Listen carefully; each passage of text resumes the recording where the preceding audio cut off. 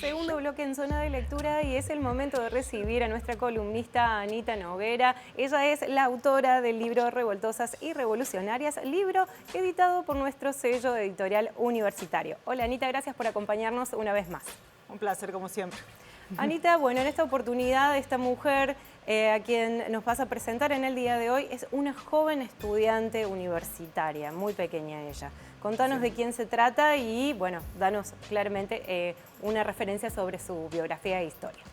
Bueno, hoy les traje para compartir la historia de María Leonor Papaterra, Marilor, como era conocida, una estudiante de la Universidad Católica de Córdoba que era estudiante de filosofía de la Facultad de Filosofía y Letras y que ella ingresó a la universidad en el año 1966, en plena, digamos, comienzo de la dictadura de Onganía, y se va a recibir en el año 70, pero en el medio es muy interesante su participación en lo que fue la Agrupación de Estudios Sociales de la Universidad Católica, que fue una organización estudiantil, como había muchísimas en la época, en la Universidad Nacional, pero en la Universidad Católica casi que se vuelven como, de alguna manera, la más numerosa y terminan siendo como la conducción de la Federación Universitaria de la Universidad Católica, digamos. Era una organización estudiantil que me parece que lo que tiene como no de destacable, pero sí de interesante la historia de Marilor y del AES, como se lo conoce, es pensar esto de que también en una universidad privada, como es la Universidad Católica, y que de alguna manera ligada a sectores más tradicionales o más conservadores, se produjo todo un movimiento dentro del estudiantado en ese contexto de gran efervescencia de los años 60 y 70, ligados a la teología de la liberación, a los curas tercermundistas, digamos, a pensar una militancia y una iglesia cercana a los pobres, cercana a la sociedad, claro, digamos. Y una iglesia crítica también. Una iglesia crítica, digamos, ellos muy vinculados todos a Angelelli y a los curas tercermundistas que activaban en Córdoba, que eran varios. Entonces me parece que lo que ellos criticaban, digamos, o lo que ellos se proponían era salir de la universidad, salir de esa isla que era la universidad, acercarse, hacen un viaje en 1968, ella también va a Tucumán, donde se interiorizan con el proceso de los ingenios azucareros, la gran pobreza de Tucumán, hacen un informe muy interesante.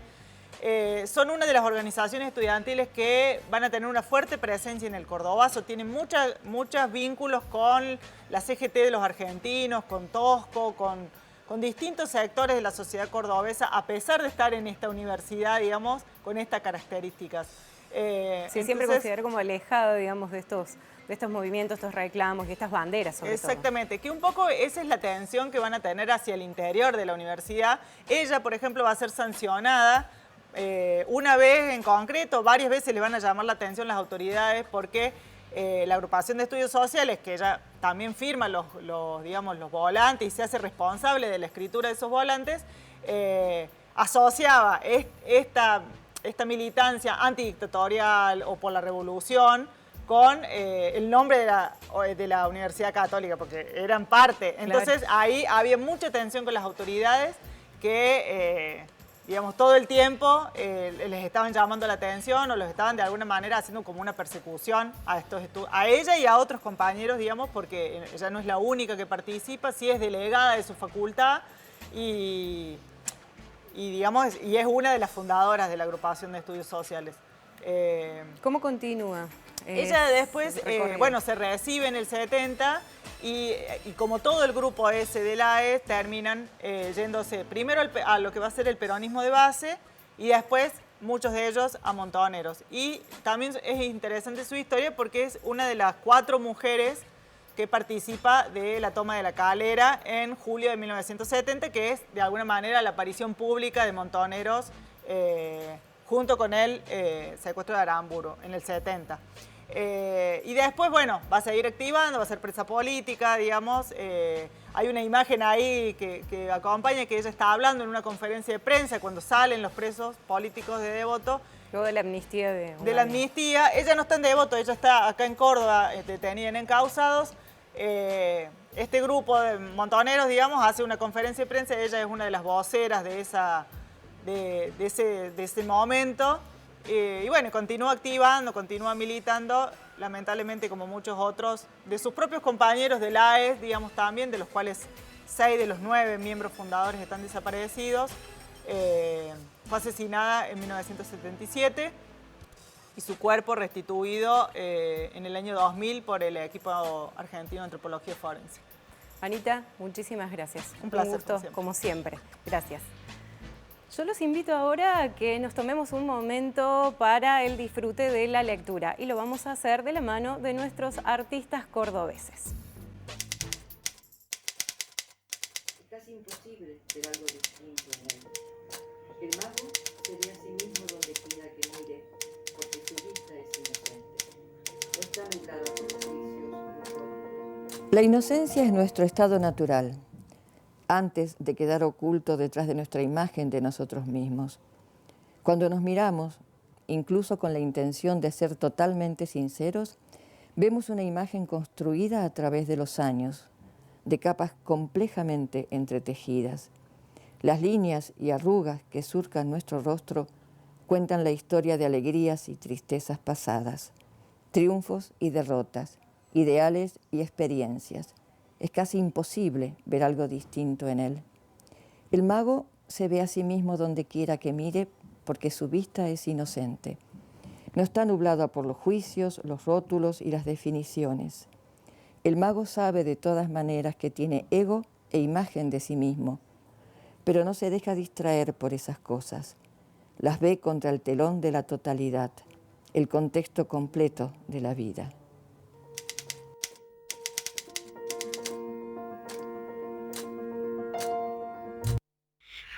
En Zona de Lectura vamos a hablar ahora de insectos, porque ya estamos en comunicación con Adriana Salvo, quien es coautora de Insectos, guía completa para explorar su mundo, junto con Graciela Valladares y María Teresa de Fagó. Pero le damos la bienvenida ahora a Adriana. ¿Cómo estás? Hola Patricia, ¿cómo andas vos? Muy bien, y vamos a hablar, Adriana, de un bichito que podemos llegar a tener alrededor de nuestra casa, sobre todo aquellas personas que hacemos compostaje de los residuos orgánicos en nuestra casa. Exactamente, vamos a hablar de la mosca soldado negra. Ajá. Es una mosquita que aparece en nuestras viviendas en busca justamente de esos olores de descomposición que a veces hay en las basuras. Y la solemos confundir con una avispa. Tiene la apariencia de una avispa, es bastante grandecita, nos da un poco de miedo, pero tenemos que saber que como adultos no nos van a hacer ningún daño, no se alimentan, apenas están adentro como para poner sus huevos cerca de la basura, ¿sí? Lo que tienen estos insectos es que son excelentes basureros. Ellos se van a alimentar de todos los residuos vegetales o animales, de excrementos de humanos, incluso de todos los animales, de cadáveres.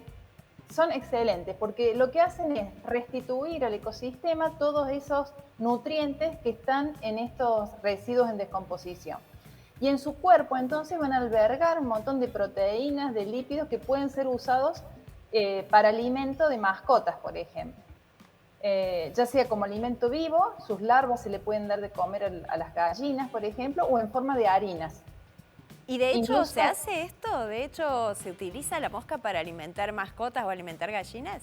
Sí, de hecho, en todo el mundo hay grandes biofábricas donde se producen toneladas por día de estas larvas con el cual se elaboran harinas o incluso como alimento vivo, como te decía. Incluso para el hombre está pensado que sea el alimento del futuro, ¿no? Por la gran cantidad de oligoelementos, tiene un perfil de aminoácidos excelente, mucho mayor en algunos casos que el ganado vacuno, el ganado porcino, ¿sí? ¿Y el hecho de que se alimente de residuos o de excrementos no hace que transmitan enfermedades también? No, porque tienen la capacidad de lo que se llama bioremediar, es decir, no acumulan en su organismo estas bacterias o estas toxinas, que pudiera haber en los excrementos o en los residuos. Entonces es como que es un alimento limpio. En los países occidentales tenemos muchos reparos entre lo que es alimentarse de insectos, sobre todo son reparos culturales y también legales, ¿no? Hay que salvar algunas cuestiones legales antes de poder incluirlos como alimentos, ¿no? Pero la verdad que parece que en el futuro va a ser una promisoria alternativa para la alimentación. Adriana, no solo reparos en alimentarnos de insectos, sino muchas veces de convivir con insectos. La típica es ver un insecto y aplastarlo con algo, ¿no?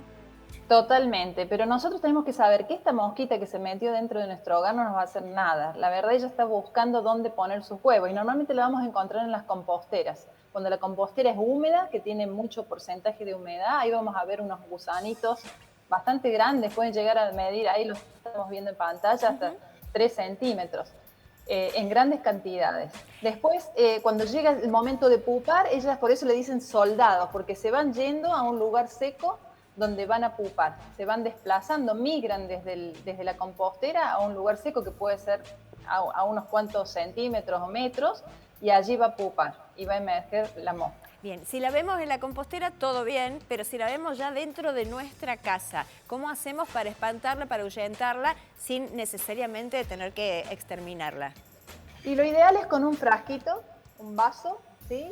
Ella siempre va a tender a ir hacia la luz, entonces la atrapamos con el vaso, ponemos un papel en la parte del orificio del vaso y la llevamos afuera. No nos pueden morder, picar, nada. Hay que estar tranquilo con respecto a eso, porque directamente ella no se alimenta. Bueno, muchísimas gracias, Adriana. Curiosidades y explicaciones como la de la mosca soldado, las puedes encontrar aquí, Lu, en este libro, Insectos, guía completa para explorar el mundo, que lo puedes conseguir como todos los libros publicados por la editorial de la Universidad Nacional de Córdoba en los puntos de venta y también en la tienda virtual 1918. Muchas gracias, Adriana. Gracias a ustedes, que anden bien. Yo quiero ese libro porque Bueno, quiero saber, ahí tengo va. compostera y me parece que necesito saber un poquito más sobre estos bichitos. Bien. Nosotros llegamos a punto final aquí en Zona de Lectura. Nos seguís en Canal 1, nos seguís en Canal 10 y también a través de YouTube en Zona de Lectura, allí en el canal de Canal 1. Y en todas nuestras redes sociales, porque la editorial siempre tiene novedades, tiene sorteos, así que están todos invitados a seguirnos por allí. Nos vemos la semana que viene. Nos Chau, vemos la Lu. semana que viene. Nos vemos. Chau, chau.